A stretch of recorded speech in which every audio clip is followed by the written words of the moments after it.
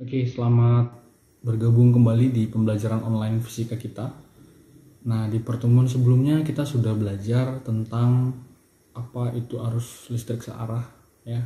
Dimana kita juga membahas apa itu hukum Ohm, apa itu arus, apa itu tegangan, apa itu hambatan, gitu ya. Nah, pada kesempatan kali ini Bapak ingin memperlihatkan atau menunjukkan simulasi ya atau praktikum dari hukum Ohm. Idealnya memang sebenarnya seharusnya kalian yang melakukan praktikum ini ya, tapi karena kondisi masih seperti ini yang tidak memungkinkan gitu ya. Nah, jadi praktikum ini Bapak sampaikan melalui video ini gitu ya. Nah, harapan Bapak ya kalian juga tetap bisa paham gitu ya, walaupun kalian tidak melakukan sendiri praktikumnya, seperti itu ya.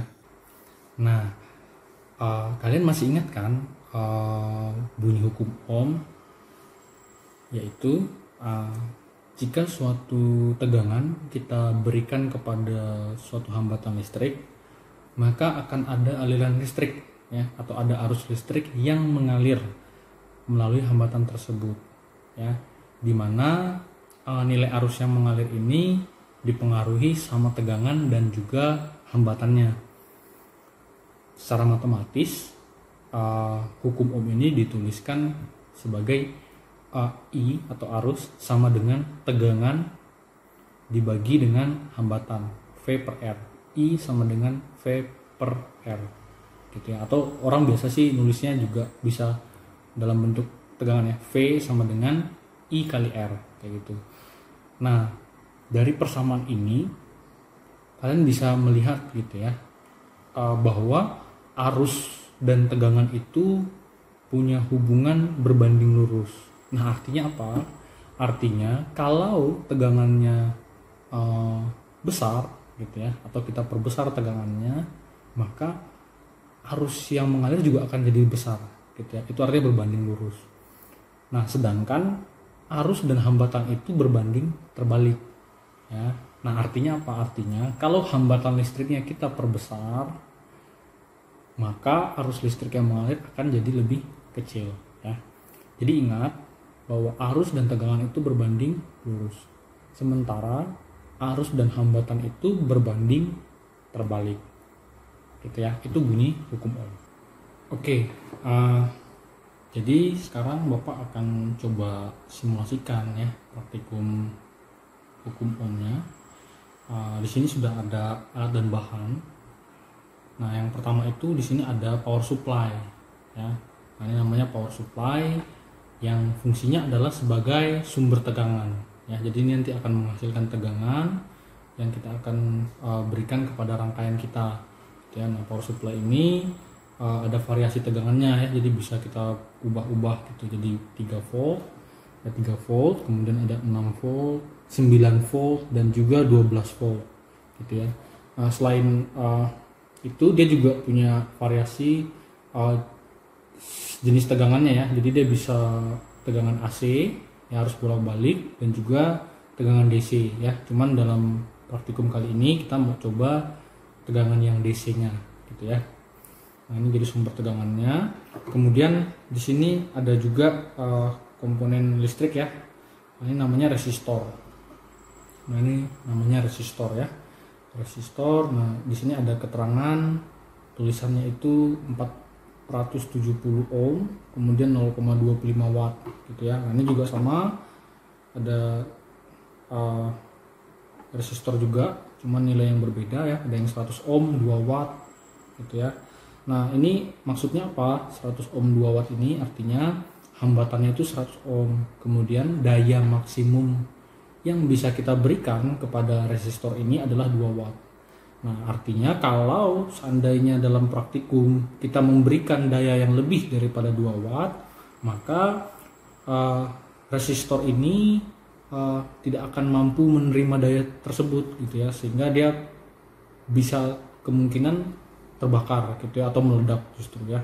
Nah, jadi intinya setiap komponen listrik itu dia punya yang namanya spesifikasi ya. Nah, artinya ketika kalian mau merangkai suatu rangkaian listrik gitu ya, kalian mesti perhatikan yang namanya spesifikasi setiap komponen ya. Jangan sampai seperti yang Bapak bilang tadi ya, dia tidak sesuai dengan spesifikasinya, nah itu nanti justru akan membahayakan ya. Nah jadi harus diperhatikan. Nah kemudian sini juga ada lampu yang nanti kita akan coba simulasikan juga gimana nyala lampu ya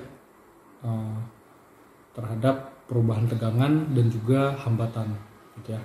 Oke, kemudian selain itu ada juga di sini, nah ini namanya multimeter ya, mungkin kalian sudah pernah lihat juga sebelumnya ya. Nah multimeter ini fungsinya untuk apa? Ini fungsinya untuk mengukur tegangan ya, kemudian bisa mengukur arus dan juga bisa mengukur hambatan gitu ya. Nah itu secara umumnya. Jadi ini nanti akan kita pakai untuk melihat nilai-nilai dari besaran-besaran tersebut gitu ya.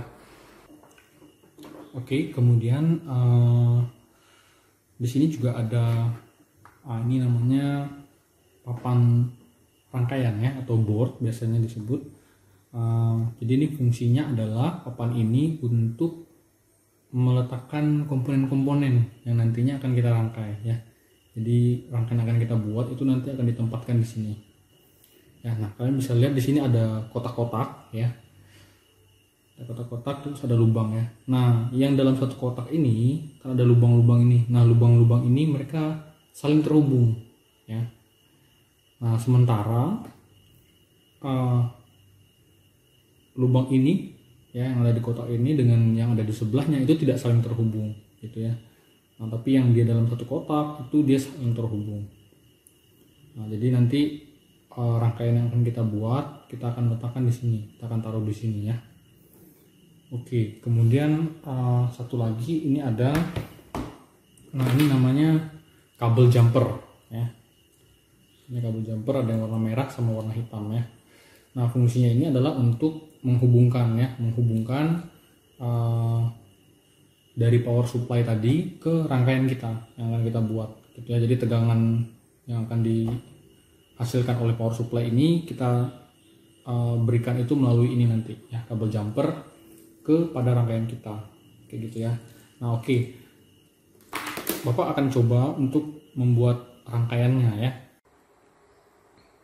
Oke, nah di sini Bapak sudah membuat rangkaiannya ya. Jadi ini sangat sederhana sekali. Nah, di sini Bapak menggunakan satu buah resistor. Nah, ini ya yang ada di papan ini. Nah, nilainya itu 100 ohm dan 2 watt ya. Nah, itu dalamnya seperti itu dia. Oke, nah jadi resistor ini Bapak hubungkan ke power supply ya tadi ya dengan kabel jumper tadi. Nah, ini power supply-nya. Nah, jadi kita hidupkan dulu power supply-nya. Nah, di sini pertama Bapak mau coba ya tegangan 3 volt ya. Ini sesuai dengan ini, arahnya ini dia ke 3 volt. Cuman biasanya nilainya itu enggak sesuai gitu ya. Artinya keluarannya belum tentu 3 volt. Artinya keluarannya itu tetap mesti kita ukur lagi ya dengan multimeter. Nah, di sini Bapak menggunakan 2 multimeter nih. Yang pertama ini memang agak kurang jelas ya, tapi nanti akan Bapak coba tunjukkan lah ya nilainya. Nah, jadi yang hitam ini nanti untuk mengukur tegangan, sementara yang oranye ini ya, ini digunakan untuk mengukur arus ya. Gitu. Jadi ingat ini tegangan, yang ini arus ya. Arus yang melewati ini dan tegangan yang melewati ini. Oke. Nah, ini Bapak colokin dulu untuk mengukur tegangannya. Nah, jadi yang merah ke yang merah. Oke. Yang hitam ke yang hitam. Oke, nah ini juga yang perlu kalian perhatikan gitu ya. Jadi kalau kita sedang bermain dengan listrik DC ya, itu mesti diperhatikan kutub ya, polaritasnya, karena listrik DC itu dia punya kutub atau punya polaritas ya, ada kutub positif dan juga ada kutub negatif, sehingga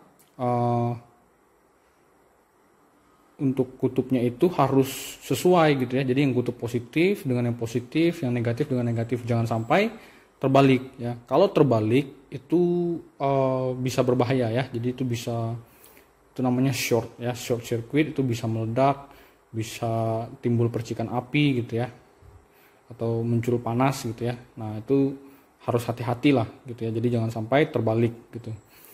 Oke. Nah pada saat ini gitu ya, Bapak coba tunjukin ya.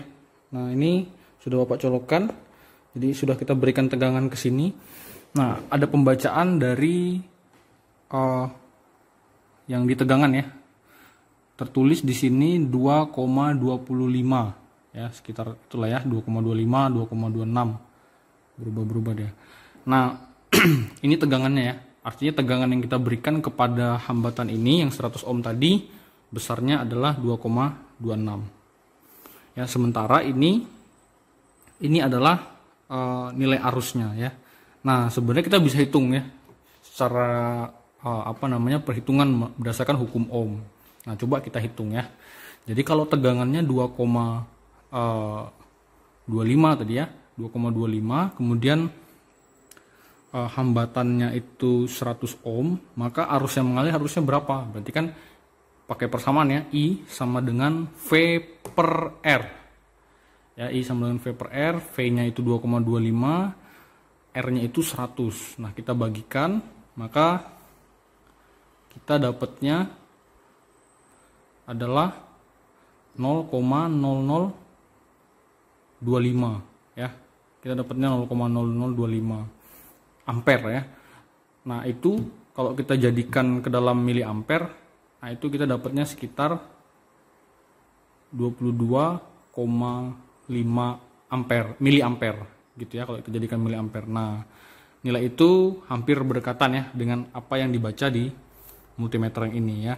Nah dalam praktikum itu memang tidak selalu nilai itu sama ya, karena ada yang namanya itu error ya, entah itu error dari alat ukurnya gitu ya, dan juga alat cara kita membaca gitu ya, kemudian perhitungan dan segala macam itu ada error ya, sehingga nilainya itu nggak benar-benar sama. Bahkan ini mungkin juga resistor ini kalau kita ukur ini mungkin bukan 100 ohm dia, walaupun tertulisnya di sini 100 ohm ya. Kalau kita ukur lagi dengan alat ukur kita, nah itu bisa jadi nilainya bukan 100 ohm gitu ya.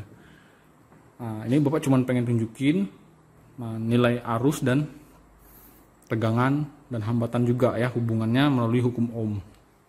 Oke, nah sekarang kita coba ya, kalau misalkan kita naikin ya, kita naikin tegangannya. Jadi ini Bapak putar dari 3 volt, sini terus tulis 6 volt ya. Nah kita putar, nah kita cek lagi nih tegangannya. Di sini tertulis kurang jelas ya, 4,65, 4,64. Ya, tegangannya naik berarti kan, tadi 2,25 jadi 4,6 ya. Maka arusnya juga harusnya naik. Nah kita bisa lihat di sebelah sini ya, yang sebelah kanan. Nah arusnya itu naik, arusnya menjadi sekitar 45 ya, 45,3, dia berubah-berubah terus ya, seperti itu ya, sesuai dengan yang disampaikan oleh hukum ohm, yang sudah disampaikan oleh hukum ohm ya, dimana kalau tegangannya kita naikkan berarti arus yang mengalir juga akan naik gitu ya. Nah ini dalam kasus ini hambatannya kita bikin tetap gitu ya, ini hanya tegangannya saja. Nah ini Bapak naikin lagi ya, Bapak coba naikin lagi jadi 9 volt di sini tulisannya, tapi yang terbaca itu di sini dia 6,99 ya. Wah, 6,99, di sana tertulisnya 72 miliampere ya. Ini satuannya mili ya, bukan ampere. Oke, Bapak naikin lagi. Nah, ini jadi kalau di sini tertulisnya 9,4. Nah, di sana 99, 98, 99 ya. Betul. Nah, nilainya nggak terlalu nilainya tidak terlalu jauh ya. Nah, jadi seperti itulah ya. Jadi hubungan antara tegangan, arus, dan juga hambatan ya melalui hukum ohm. Kalau tegangannya kita naikkan, maka arusnya juga akan naik gitu ya. Nah oke anak-anak, nah mungkin yang jadi pertanyaan kalian selanjutnya adalah, Pak gimana kalau misalnya hambatannya itu atau resistornya itu lebih daripada satu gitu ya. Sama kayak contohnya misalnya di rumah kalian gitu ya, itu kan lampunya kan nggak cuman ada satu ya, ada banyak lampu. Nah itu bagaimana caranya kita menghitung arus juga tegangan gitu ya, dan juga hambatannya seperti apa. Nah caranya kalau misalkan hambatannya lebih daripada satu, nah kita mesti sederhanakan dulu rangkaiannya ya. Nah ada dua jenis rangkaian. Yang pertama itu ada rangkaian seri dan juga ada rangkaian paralel gitu ya. Oke, jadi ini adalah jenis rangkaian yang pertama ya, namanya adalah rangkaian seri.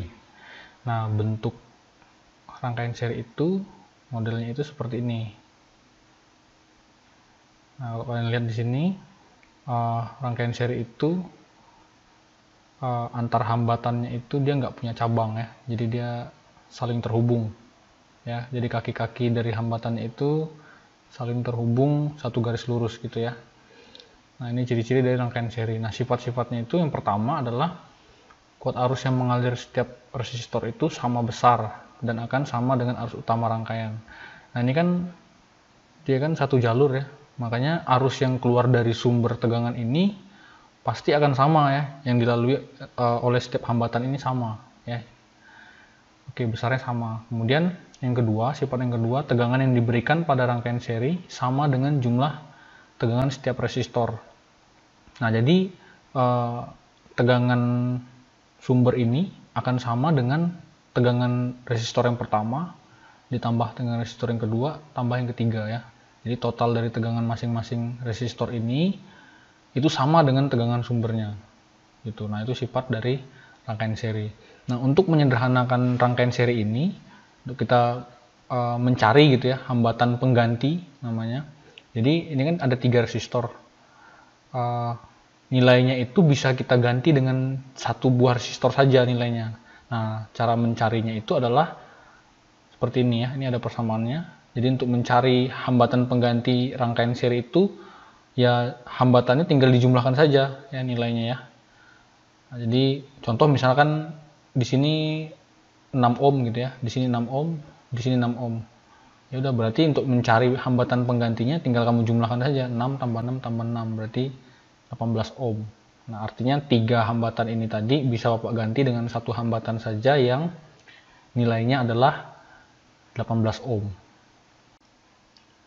Oke, selanjutnya ini adalah rangkaian yang kedua, yaitu rangkaian paralel ya. Nah, bentuk rangkaian itu seperti ini. Nah, kalian bisa lihat di sini, rangkaian paralel itu dia setiap resistor itu memiliki cabang gitu ya, dan mereka saling terhubung. Jadi setiap kaki-kaki resistornya ini mereka terhubung di satu cabang ya, kayak gitu, modelnya seperti ini dia. Nah, sifat dari rangkaian paralel itu yang pertama adalah tegangan pada ujung-ujung setiap resistor sama besar dan sama dengan tegangan yang diberikan pada rangkaian. Jadi kalau rangkaiannya itu paralel, itu tegangannya itu sama ya, di setiap resistor itu tegangannya sama gitu. Kemudian untuk kuat arus yang diberikan pada rangkaian paralel sama dengan jumlah kuat arus yang melalui setiap resistor. Nah, jadi arus totalnya itu yang keluar dari sumber tegangan ini itu sama dengan arus yang masuk ke hambatan ini ditambah dengan yang di sini ditambah dengan yang di sini gitu ya. Nah, jadi kalau kalian lihat, ternyata rangkaian seri dan rangkaian paralel itu seperti kebalikan gitu ya. Kalau rangkaian seri kan yang sama itu kan arusnya, kalau rangkaian paralel itu yang sama tegangannya. Kemudian kalau rangkaian seri itu tegangannya dijumlahkan. Nah, sementara kalau rangkaian paralel itu yang dijumlahkan itu arusnya ya, sama dengan arus total. Seperti itu. Nah, untuk mencari hambatan pengganti ya untuk rangkaian paralel itu kita menggunakan persamaan ini ya. Jadi caranya adalah 1 per R penggantinya sama dengan jumlah atau total dari 1 per R masing-masing resistor ya. Tergantung jumlahnya ada berapa. Kalau misalnya ada 3 berarti 1 per R1 tambah 1 per R2 tambah 1 per R3 gitu ya. Kalau ada N buah berarti sampai 1 per Rn gitu ya. Nah, contoh misalkan Bapak punya di sini 6 ohm, 6 ohm, 6 ohm ya, sama ya. Nah, berarti hambatan penggantinya adalah kita hitung dengan persamaan ini. Berarti 1/6 ditambah 1/6 ditambah 1/6. Jadinya 3/6. Maka 1/R penggantinya sama dengan 3/6 atau 1/2. Berarti kita bisa ketahui bahwa R penggantinya sama dengan 2 ohm. Gitu ya. Nah, berarti kalau resistornya semuanya 6 ohm, kita buat paralel gitu ya. Maka resistor itu bisa kita ganti dengan satu buah hambatan yang nilainya 2 ohm gitu. Nah, masih ingat tadi yang kalau yang seri 6 ohm 3 buah resistor kita rangkaikan seri, maka jadinya dia 18 ohm ya, kita jumlahkan. Kalau dia paralel dia jadinya 2 ohm. Nah, dari sini kita tahu bahwa kalau rangkaian seri itu dia meningkatkan atau memperbesar ya nilai hambatan dari resistor. Sementara kalau dia rangkaiannya paralel jadi lebih kecil dia. Gitu ya. Oke.